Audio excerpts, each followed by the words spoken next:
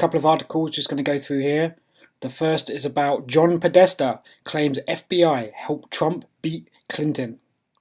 Now, with all this Pizzagate stuff that's going down, the whole fact that Podesta is front and center for everything that's going on, it takes a lot of the heat off of the other cabal members.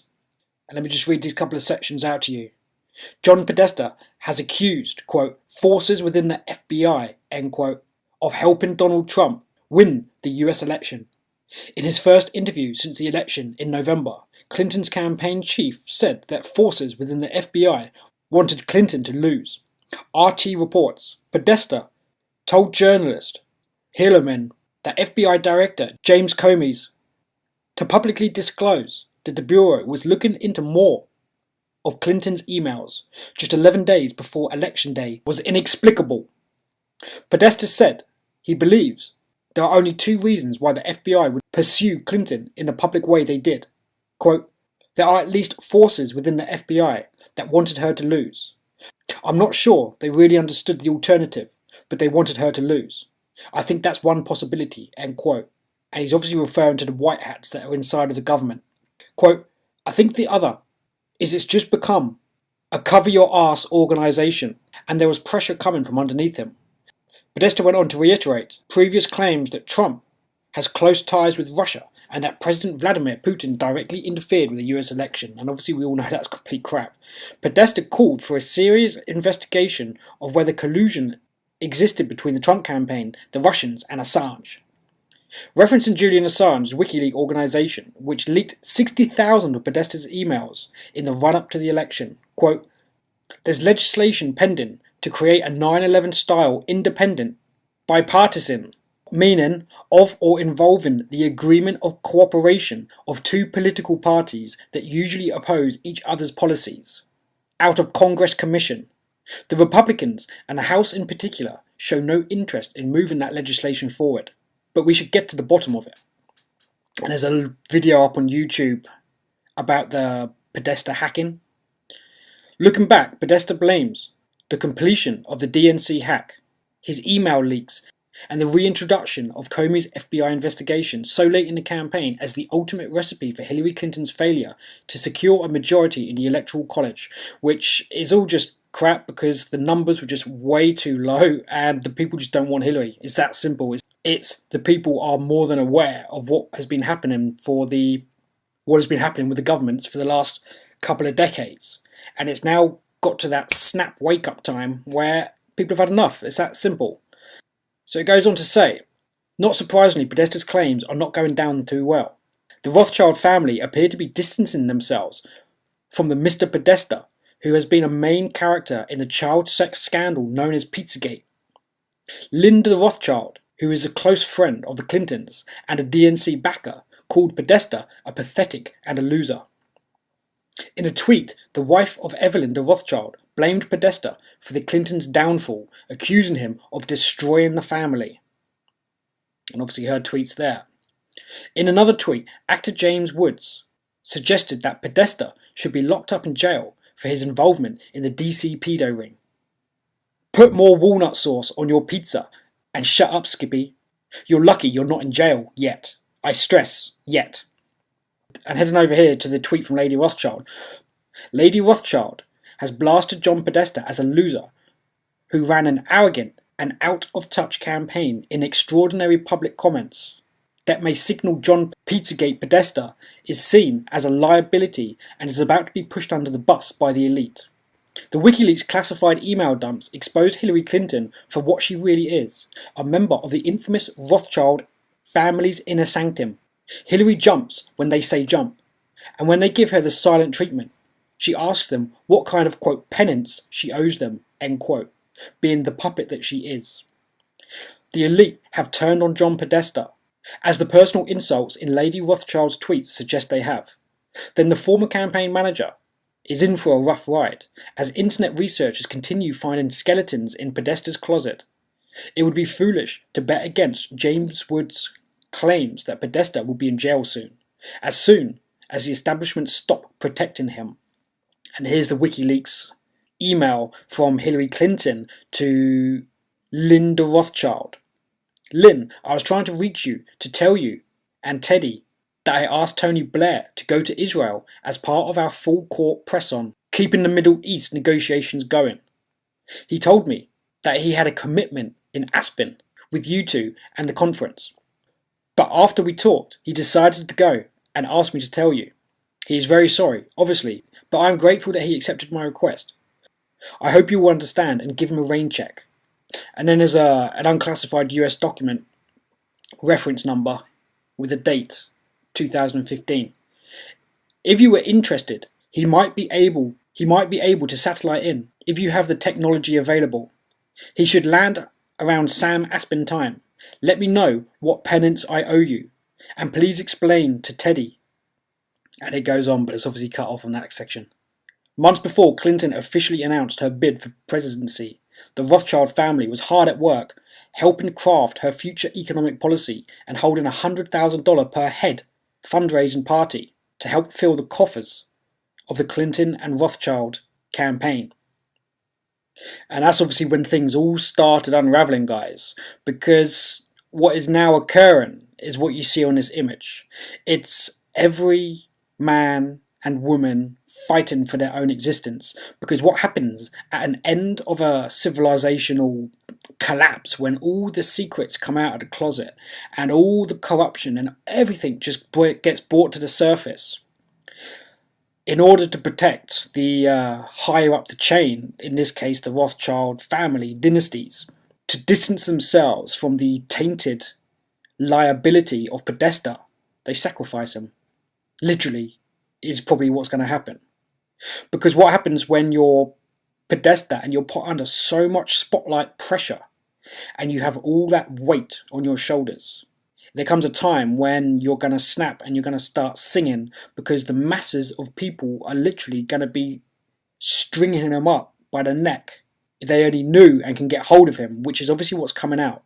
And then that systemic chain branches out through the entire circle of this operation, of this satanic cult ring that are the heads of states, that are the shadow governments, and on it goes.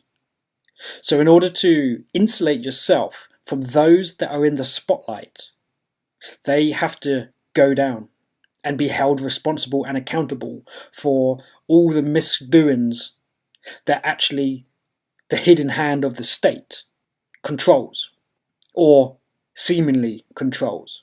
But like anything, like the end of Rome, this is just Rome all over again. Rome 2.0. Rome never died. Rome just moved base and evolved into what it is today. People don't know that. See the bloodlines. They go from Rome to England, and then they've branched out in many across the world currently.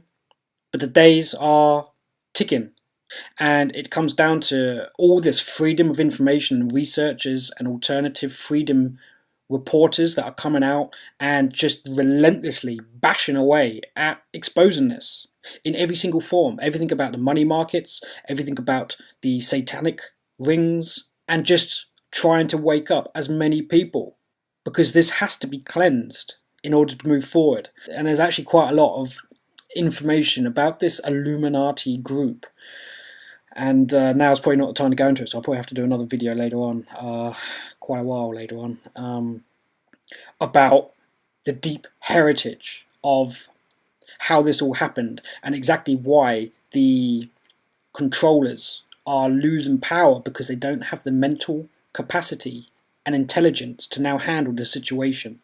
So it's going to be literally, the snake is eating the tail, the dogs are eating the dogs. It's dog eat dog. And that's why it's going to be extremely messy, chaotic, and there's going to be as much propaganda and confusion spilled out from every orifice inside of this planet to confuse, to try to work through. And that's the hardest thing for people in the freedom movement to do, to filter through it all, to try and help as many people by what they see as being true. And it's sometimes people just get misled a little bit on certain things, but you've got to learn to appreciate the work that's being carried out. So while Lady Rothschild and John Podesta are at each other's throats A week prior to that was this article here. Rothchild behind the creation of the Zionist terrorist state. February the 11th. Rothchild reveals critical role his ancestors played in the Balfour Declaration and creation of Israel. The Times of Israel reports that Lord Jacob Rothschild recently revealed new details about the critical role his ancestors played in obtaining the Balfour Declaration, which, quote, helped pave the way for the creation of Israel, end quote. The 80-year-old Rothschild is the current head of the banking family and a strong supporter of Israel. The Balfour Declaration, text below, was an original official 1917 letter from the British Foreign Minister, Lord Balfour, addressed to Lord Rothschild, a Zionist leader in Britain at the time and the current Lord Rothschild's uncle. During a television interview, the Times of Israel reports that Balfour revealed for the first time the role of his cousin, Dorothy de Rothschild. Rothschild described Dorothy, who was in her teens at the time, as, quote, devoted to Israel, end quote, and said what she did, which was critically important. Rothschild said that Dorothy connected Zionist leader Chaim Weizmann to the British establishment. Dorothy, quote, told Weizmann how to integrate, how to insert himself into British establishment life, which he learned very quickly, end quote. Rothschild said that the way the declaration was procured was extraordinary. Quote, it was the most incredible piece of optimism, end quote. Quote, Weizmann gets to Balfour, end quote, Rothschild described. Quote, and unbelievably, he persuades Lord Balfour and Lloyd George, the Prime Minister, and most of the ministers that his idea of a national home for Jews should be allowed to take place. I mean, it's so unlikely, end quote. The interview was conducted by former Israeli ambassador Daniel Taub as part of the Balfour 100 project. Taub interviewed Rothschild at Weddiston Manor in Buckinghamshire, a manor bequeathed to the nation by the Rothschild family in 1957, where the declaration is kept. According to Ambassador Taub, the declaration, quote, changed the course of history for the Middle East, end quote.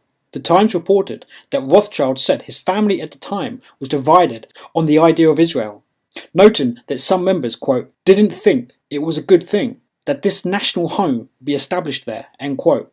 Dorothy's letters are also stored at Weddiston. They describe her later dealing with diverse Zionist leaders and her advice on the organisation of the Zionist Conference, according to the Times. Rothschild said that the declaration went through 5 drafts before finally being issued on November 2nd, 1917. Alison Ware reports in her book, Against Our Better Judgment, the hidden history of how the US was used to create Israel, that drafts of the declaration went back and forth to Zionists in the United States before the document was finalized. The main writer was secret Zionist Leopold Emery. Balfour Declaration text. Foreign Office, November 2nd, 1917. Dear Lord Rothschild, I have much pleasure in conveying to you, on behalf of His Majesty's government, the following declaration of sympathy with Jewish Zionist aspirations, which have been submitted to and approved by the Cabinet. Her Majesty's government view with favour the establishment in Palestine of a national home for the Jewish people, and will use the best endeavours to facilitate the achievement of this object. It be clearly understood that nothing shall be done which may prejudice the civil and religious rights of existing non-Jewish communities in Palestine, or the rights of political status enjoyed by Jews in any other country. I should be grateful if you would bring this declaration to the knowledge of the Zionist Federation. Yours, Arthur James Balfour. So guys, that's probably why the UK doesn't do anything to members of the Zionist members, because legally they can't. Anyway guys, let me know your thoughts and opinions on these articles, and I'll see you on the next video.